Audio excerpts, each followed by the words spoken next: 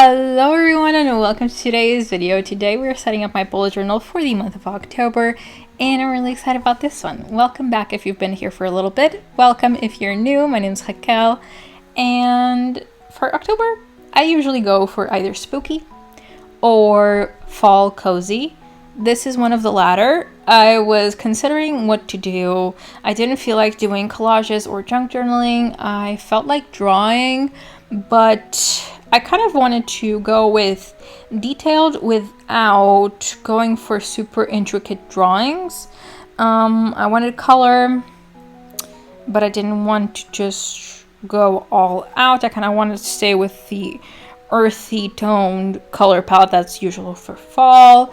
I didn't really know what to do, and I was like, I don't want to go with the super basic route of just like pumpkins and pumpkin spice lattes, but I do have a bit of basic in me, so I do want a pumpkin in here at least. So I was going through just what to do. I crochet a little bit. I might have mentioned that throughout my videos, and recently there's this kind of magazine being published here for crochet. It's that kind of a thing. I don't know if you guys have that in other countries, where like each week a new segment of the magazine comes out, and it comes out with an extra of something. Like this week you get this edition, and then the next week you get the part 2 and the part 3, and with each week you have like a little extra added to the magazine. I don't know what these are called in English, but one of those is coming out, so I've been in my crocheting mode, and I thought about granny squares that you do with crochet. And then I kind of thought about like quilts, like, you know, like good old grandma quilts that have like different drawings on them. So I was like, you know what, like a quilt or like granny squares is such a fall vibe. Let's go with like kind of granny squares / grandma fall quilt for the month of October, and it looked so cute.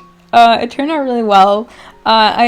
I posted a shorts with this, and I said that it came out kind of like groovy, cozy grandma vibes, and I absolutely stand 10 toes down on that. It's the most accurate description I can give you of what this looks like. But yeah, so I was like, okay, I don't want this to be like just basic squares. I feel like that will be boring if it's just like facing normally. So let's turn them so that they're more of like a diamond shape. They're still squares, but they look like a diamond shape. It looks a bit more visual interesting. Let's play around with a bit of a more encompassing color palette rather than just like one shade of orange, one shade of brown, one shade of green. Let's play with like different shades, or at least try to maybe add a little yellow as well. Just play around with color palette, expand a little bit more so that it looks a bit more dynamic. Let's go with like different elements that kind of look fall, and then maybe throughout the theme we can fall back a bit more on the pumpkins, but here we can play around with that a little bit. I've also played around a bit before with kind of drawing your own pattern, so I wanted to have a bit of like a checkered pattern made by myself, or like a gingham or some type of checkered situation to add another like visual element. So we did that with some of the squares because I also didn't want to have to come up with fall things to fully draw out, so we did that. There for the 10 the 10 in that shade of orange was not working for me, and you'll notice a bit throughout the video, my white gel pink was failing me. In fact, I have two. Both of them decided to dry out at the same time, so I was desperately throughout the video going back and forth between the two that I have, because going out to buy another one was not an option. It's like the place that sells them is kind of far away, and I honestly I didn't remember checking Amazon, but I don't think it would have arrived to me in time to finish the video. So I was like, you know what, we're powering through, we're scraping to the last bit of this gel pen. But yeah, I was struggling, but it turned out a lot better with a 10 in green, and then I managed to use enough of the white gel pen, at least for the cover. The cover looks so cool. I'm really happy with how it turned out. I've mentioned before on this channel that I've struggled a bit with being a perfectionist, and like at the beginning of the year, it was wild how much I would rehearse and like sketch out my themes before I would like film them. Of course, you're seeing me drawing this out and it is fully sketched out. Yes, of course, and I do that. But I would also fully decide on color palettes. Even if I had to use like a bunch of colors, I would fully decide on the color palettes before I started filming. Sometimes I would do the cover twice. So like I would do a sketch of the cover, like a rehearsal almost of the cover, and then I would actually do the cover while I was filming just to make sure that I didn't run into any issues. And then I decided that was stupid. So when I came to film this video, I had this cover laid out, which I knew would be kind of intricate as far as playing with the colors and the color placement and everything. And I thought about practicing it and I was like, there's no way, but no way that I'm gonna draw this out again. I know more or less the colors that I'm going to use because I'm just going to pull out my Tombos in oranges, greens, browns, maybe a little bit of yellow, and that's going to be it. And I know myself enough and I trust my own sense of judgment enough to know that I know what a pumpkin looks like as far as orange, and I know what colors contrast that nicely, and I'm just going to go off of that. I'm not going to drive myself insane rehearsing this. I'm going to start filming. I'm going to press record. I'm gonna start with things that I know that have basic colors. The pumpkin needs to be orange, the sunflower needs to be yellow, and then we'll go from there. And then it'll just naturally fall into place, and it did, and it did. And so if you're struggling with this kind of situation as well, it gets better because I've noticed such a difference since the beginning of the year, and honestly, the only way out is through. The only way to get rid of perfectionism is to put yourself in situations that you probably don't really want to be, but it's rewarding. I once heard someone say that the only way to like heal your nervous system is to show it a different reality. So with random things that give you anxiety, or just like the sense of like perfectionism, things like that, your nervous system is not being your enemy. It's just trying to keep you safe with the information that it knows. It's trying to bring out this reaction because the experience that it knows, it's bad. And so the only way that your nervous system will stop bringing out those reactions is if you show it realities that aren't bad. So if you do the thing and it goes well, your nervous system, it will still have the bad experiences prior to reach from, but it'll also have the good ones. So it'll at least dilute the pool of experiences from which your nervous system is reaching from. So if you do the thing that you're scared of, or at least in a bit like of a controlled environment, and it goes well, your nervous system will start to see reality differently, and it at least won't try to shield you as much from it. It'll be a bit more adaptable to things. And I say this for both the perfectionism thing and other things. I've noted this a lot more, and it is kind of life-changing, honestly. So if you're dealing with perfectionism or other things that you're kind of just scared to do, sometimes the only way out is through, and I'm sorry if that's kind of hard to hear. It's not an easy process, that's for sure, but it's worth it. Enough babbling about perfectionism.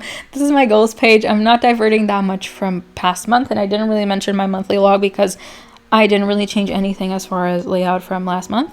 I just changed the decor. But for my goals page, I've mentioned this last month, I will set out my goals for the month, but then it's kind of that law where the time that you allow yourself to dedicate to something is the time that it'll take you up to do.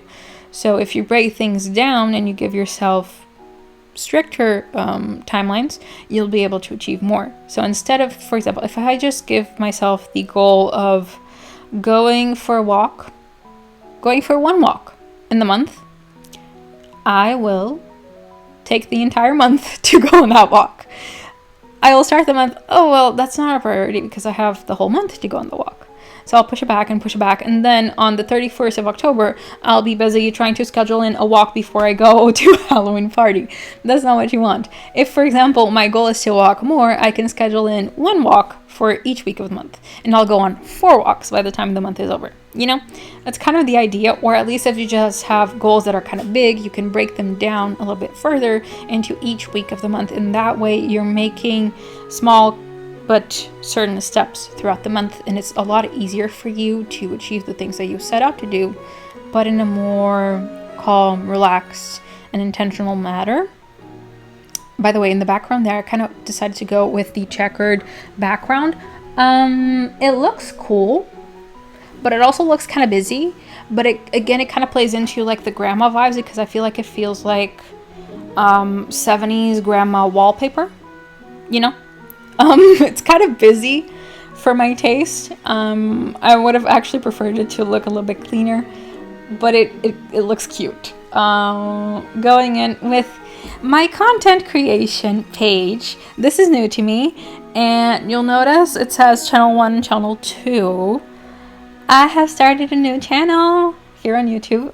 Channel 1 is this one that you're on, Lunar Inspiration, and here I post like bullet journaling, and I've also posted some reading content before. I'd like to pick that up again as well, and I've also posted a color with me, which I would also be willing, or at least am considering posting more of those, at least every now and then. They are very relaxing to do.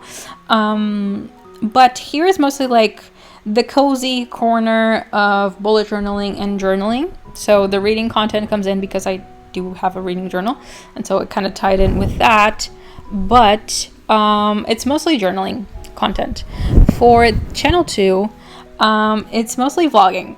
I've always had a thing for vlogging. Back when vlogging was huge in the 2010s, I was an avid consumer. Even now, I love vlogging content, though the vlogging content that I watch now is much different than like Bethany Mata back in like 2012. But now I love watching like vlogs of meal preps. I love vlogging like about home decoration, or just like days in the life. I love this kind of content, and it's so fun to watch for me. It's also so fun as someone who has delved into content creation in a very specific niche. It's very fun to think of ways of like broadening that spectrum and broadening that skill set, because filming and content creation is such a field. There is a lot to learn. As far as editing goes, it's a completely different style of editing. It's a completely different style of filming.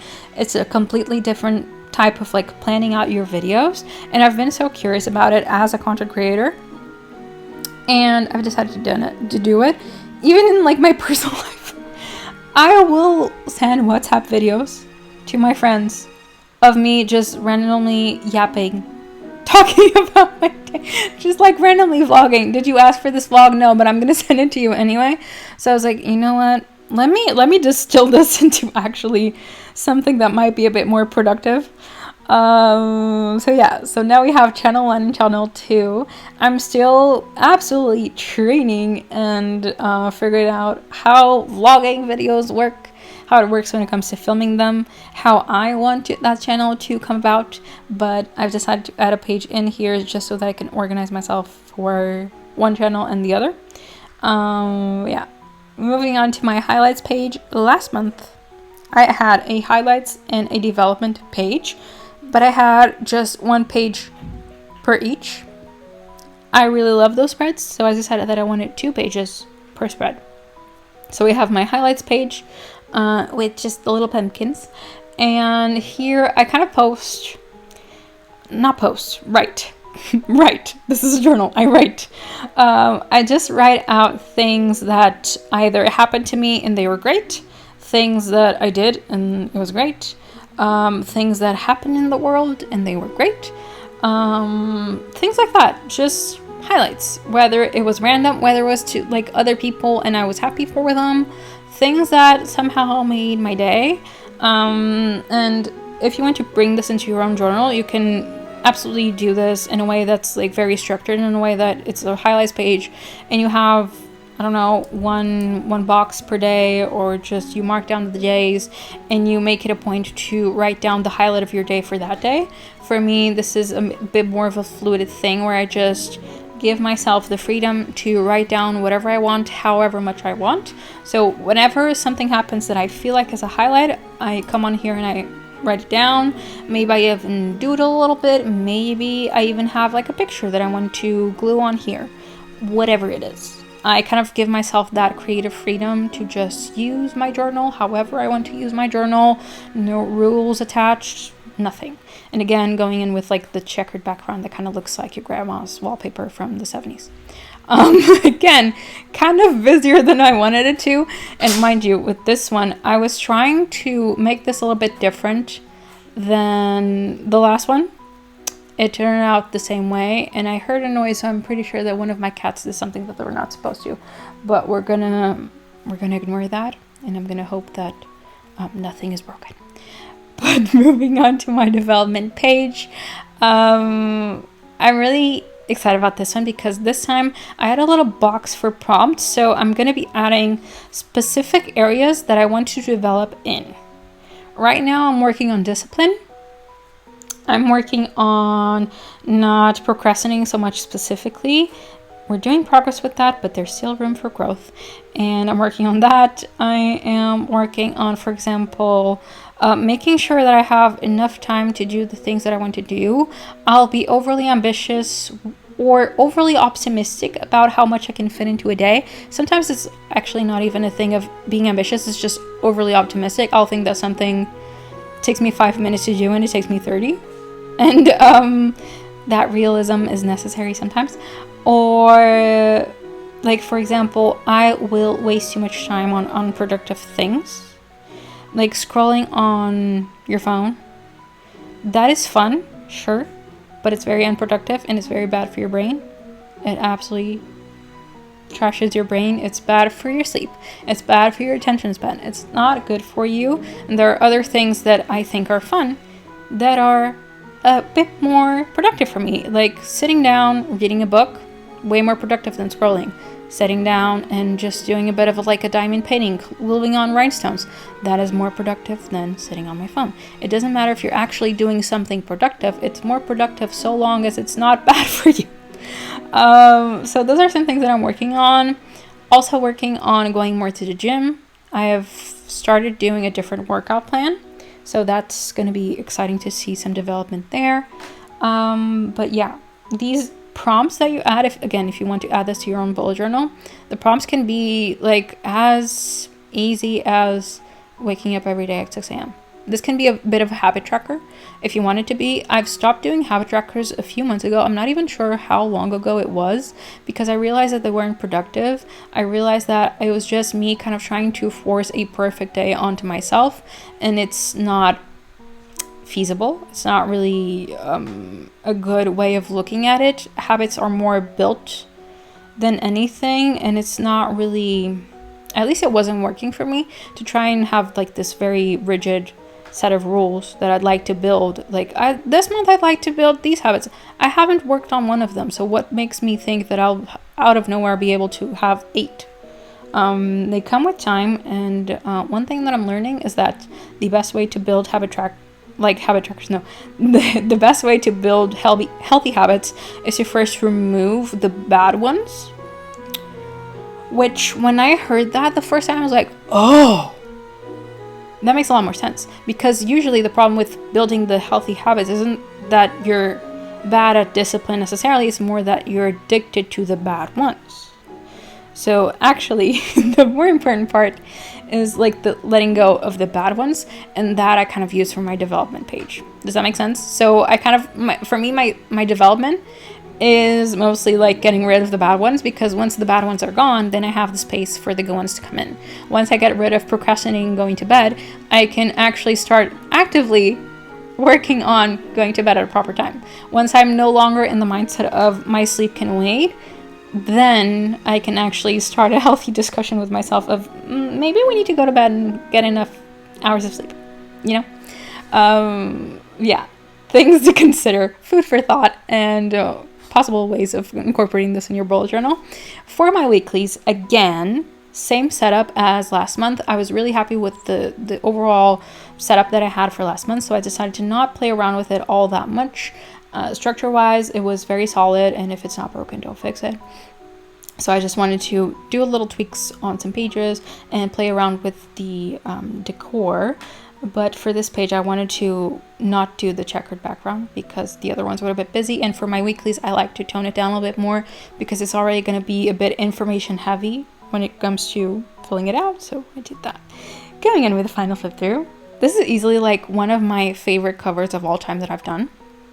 Easily. I'm really happy with how it turned out. And then surprisingly, I don't super love all of the decorated spreads in it, but the cover is top tier, and I'm really happy with just the experimental part of bringing this to life. It was really fun, and I hope you guys enjoyed. Let me know down in the comments. I'd love to hear from you. I'll see you in the next one. Bye.